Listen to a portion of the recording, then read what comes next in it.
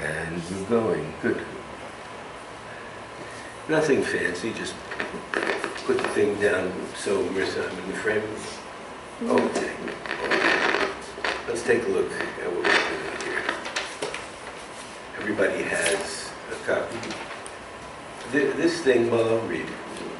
Here we contrast 3 test essays. This is, of course, Manet, M-A-N-E-T, Déjeuner sur l'herbe, which I told people, if you don't speak any French, if you're a freshman, you can call it the picnic, it's all right.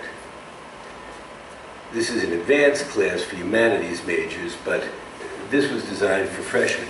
But so many, this is, what are professors looking for? What are professors looking for in a test?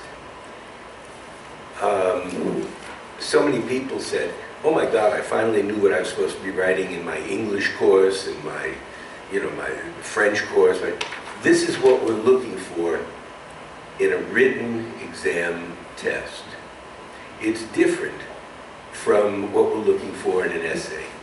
One of my professors, the beloved old Howard Schless, said that on an essay that you write at home, we're looking for bull. Bull is understanding without facts. What's most important is the understanding, not so much the facts, because you can assemble the facts.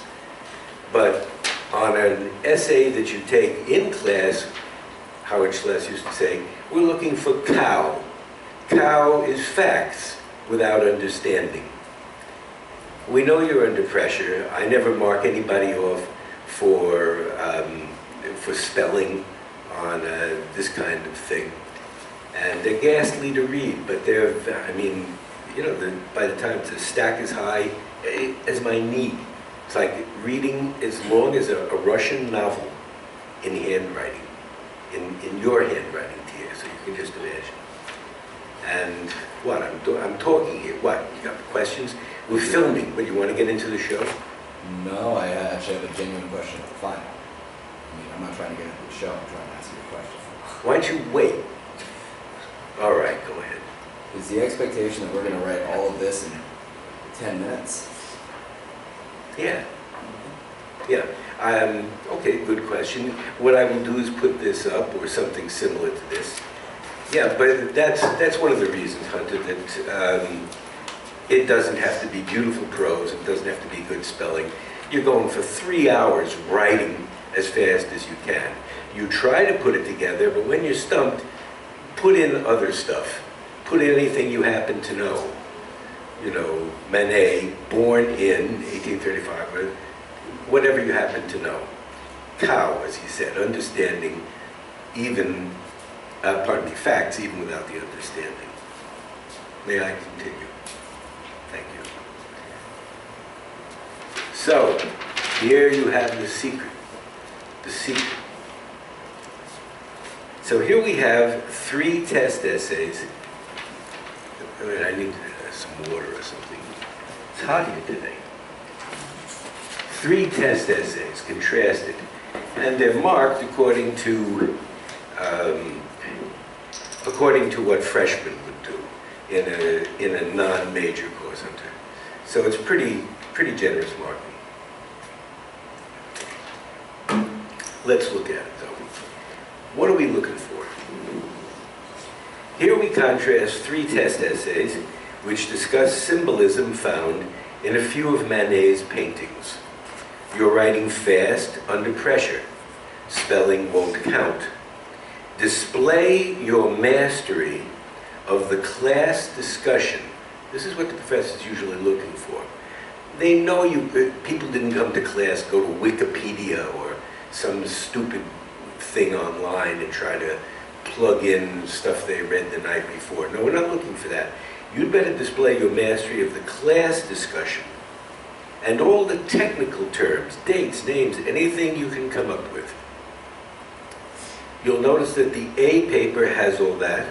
The B paper, which would be more like a B- in an advanced course like ours, was written by someone who plainly understands the work, but who hasn't bothered to learn any specifics.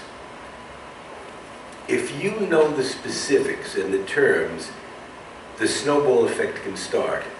You effortlessly continue to educate yourselves afterwards, because as you happen to spot an article on this or that, you suddenly discover you understand what the hell the article is about, because you know what a fête galante is, or you know who Manet is, and the technical terms will help you. It'll be hard for the person with the B or the B minus to keep educating herself after the course, no snowball effect. The C student, which is here more like C minus or less, seems to have missed the lecture and tried to study from a book at the last moment. He knows some terms and dates, but it's filled with wild guesses. Now, this is taken from actual student papers, all right? And it concerns this. Okay, let's take a look at the difference. What they're looking for is specifics, is mastery. Mastery is a good term for it. For instance, and look at this, because this is learning experience. Stay with this. This slide is called, here's the A, well, let's take a look at the B, B minus, right?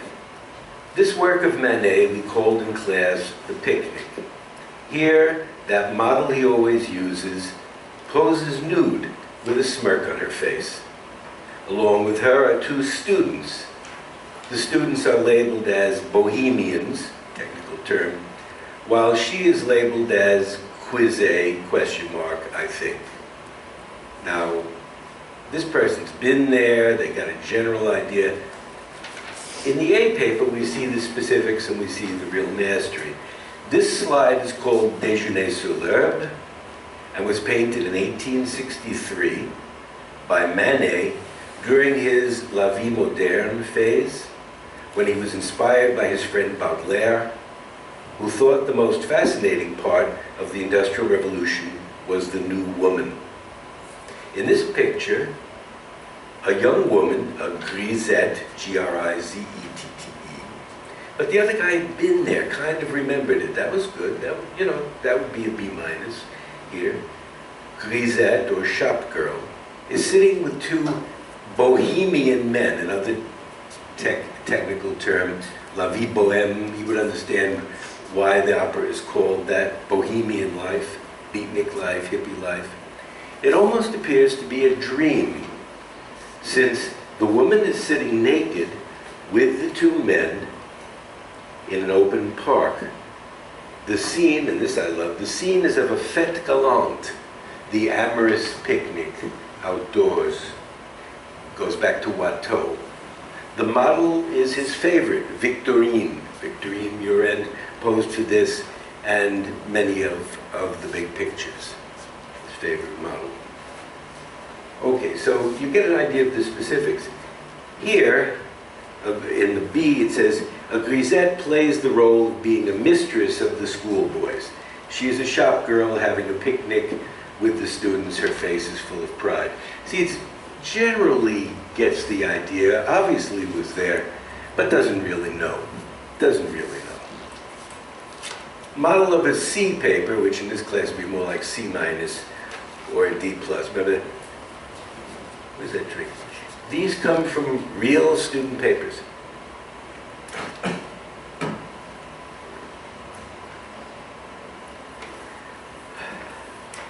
Edouard Manet was born into a Spanish family. He probably remembers that he painted pictures of Spain. He wasn't Spanish, he was French. He is most easily recognized by his familiar woman triptychs. Well, yeah, you can call it a triptych. Okay, at least they know the phrase. The first in the series was the, I don't know what the hell this is, Pensée. It was originally, I love this as an answer. It was originally named some French phrase. Okay, I mean, the guy's French, so all right.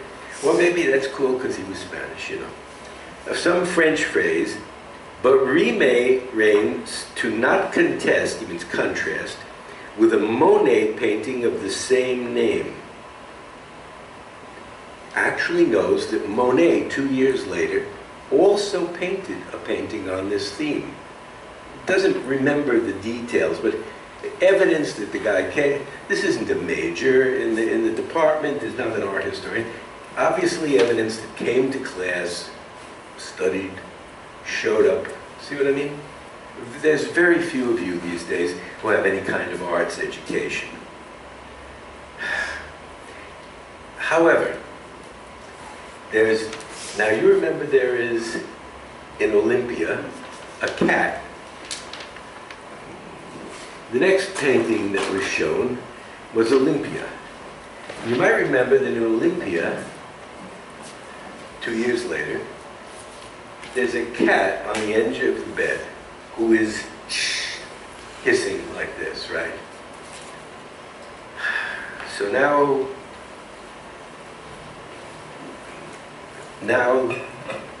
we get, I'm sorry, I'm reading this, right? I said, okay, yeah. The model, a favorite of Manet, was Victor. Knew Manet's nonsense. Another object of significance is the cat. Manet was very fond of puns. He was. In French, cat means pussy. The very thing which the model is trying to hide. What? I didn't say that. Where in the hell? What?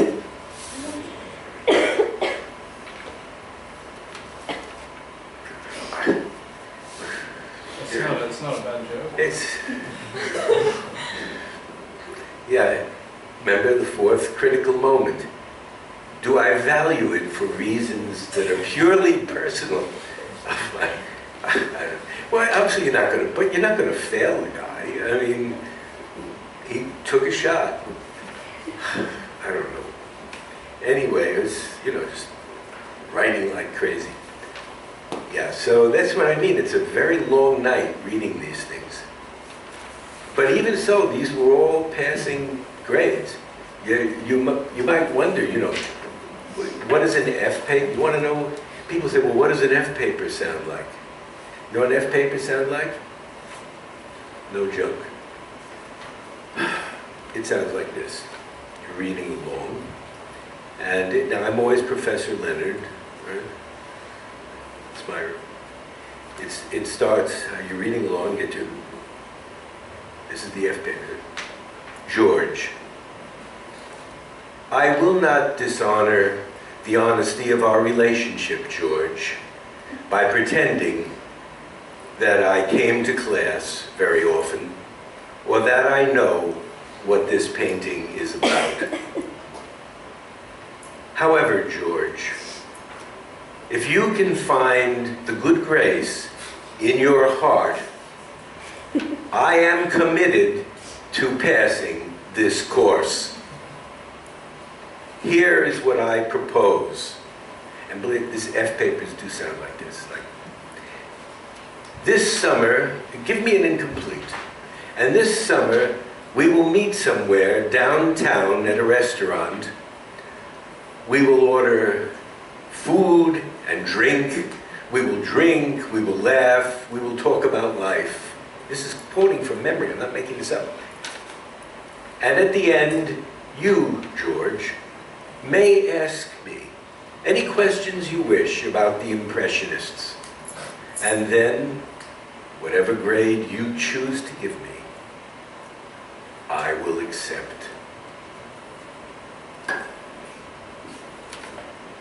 So, see, you might have thought you weren't the greatest student in the world, but you don't know what we're used to.